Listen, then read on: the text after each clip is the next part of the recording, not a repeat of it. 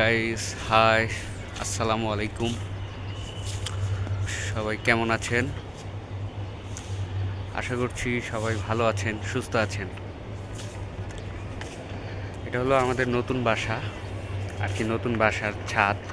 তো আসলাম একটু হাঁটতে। তো ভাবলাম এই ফাঁকে কিছু কথাও বলি আপনাদের সাথে।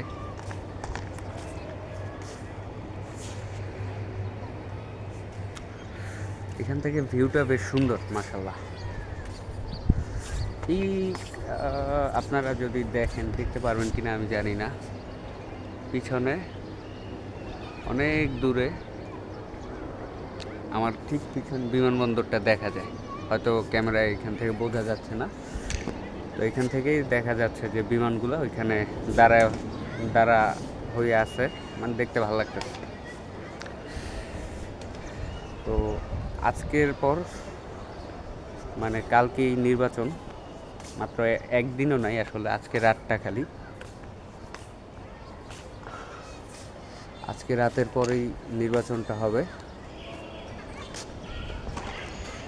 তো নির্বাচন নিয়ে কিছু কথা বলি। আপনাদের কি মনে হয় নির্বাচনে কে জিততে পারে?